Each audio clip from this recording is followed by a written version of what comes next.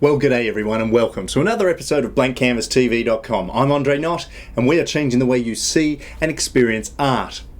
Help! My head's on backwards! Oh my gosh, those clots are dripping!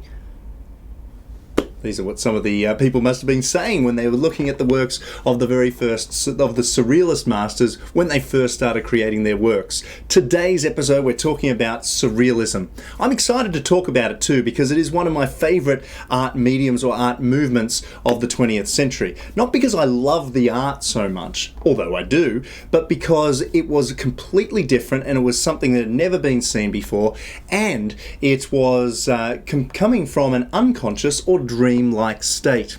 And the kind of techniques that these artists employed to create their works is nothing short of phenomenal. And it's amazing that it started, these ideas and ideals and the paintings that we see came out of these people's minds. It wasn't just painting though as well, it was poetry, it was also sculpture, and we'll go through a few of those examples in this episode as well. Surrealism started back in 1924 with André Breton. André Breton was one of the original Dadaist movement artists and people, and he was creating in Switzerland and across Europe, particularly in Paris as well, from 1916 through to 1924. And at this stage he said, you know, this whole Dada movement we would like to expand upon and do different things.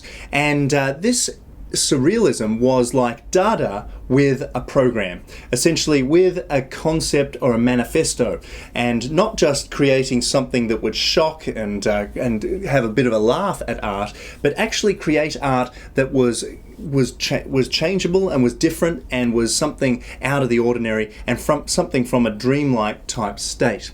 It was also, though, a backlash against the realist art world that had gone before.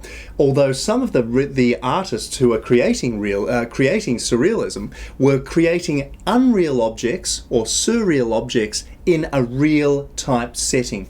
So a lot of the paintings are indeed very realist and very, very detailed, but they are not of real things.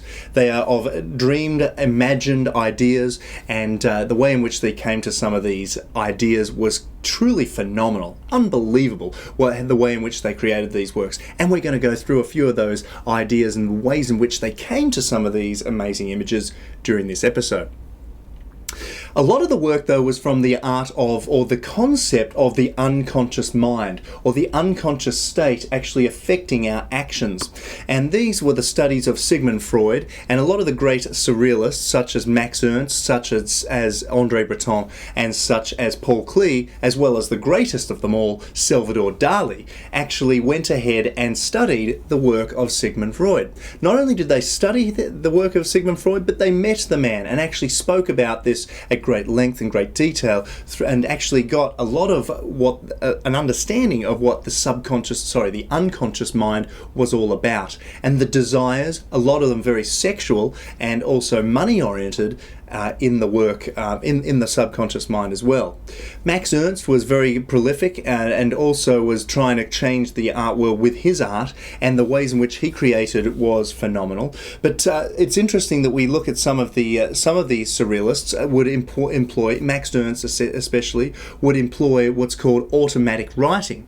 This is where, to come up with these ideas was completely an amazing thing. Let's think about it. You can't just think about the unconscious mind and actually create works like that. Not just anyone can. They had to think up ideas and ways in which to go ahead and create these unconscious mind-like states. So this is what they did, and one of them was automatic writing. This is where the concept is, and try to think about this, to turn off your own willpower and ignore all moral code completely and anything that you've been taught from a moral perspective, and start writing about it.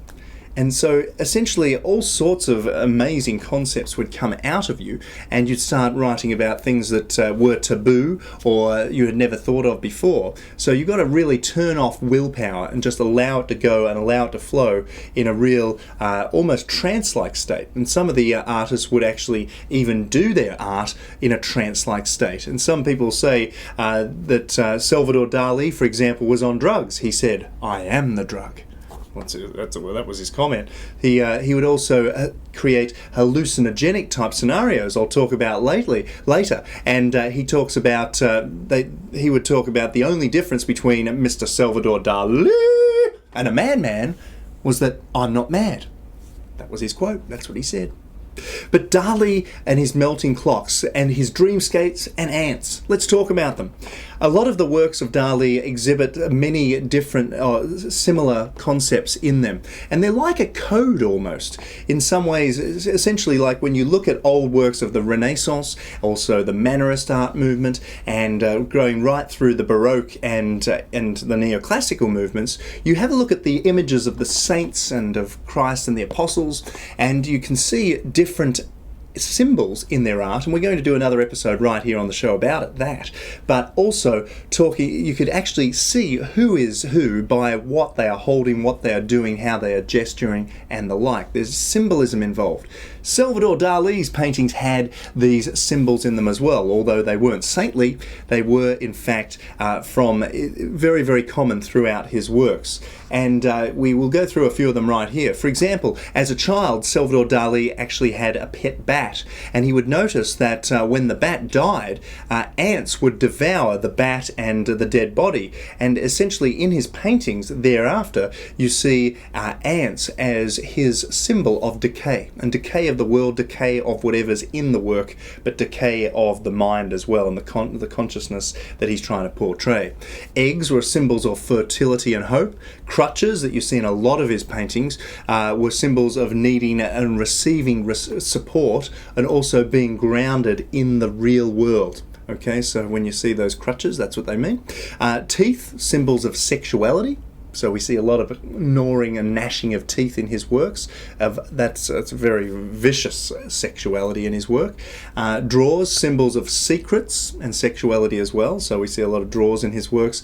And grasshoppers, symbols of waste and fear. But Dali invented a completely new medium or style of creation called paranoid critical method. And this paranoid state would often be induced, and this is how he said, when he said the only difference between me and a madman is I'm not mad. The fact was that he would create a sharpened understanding of paranoia and also of the unconscious realm by actually creating hallucinogenic scenes in his works by standing for long periods right there on his head. He would stand on his head and the blood would rush to his head. He'd create hallucinogenic type scenarios. And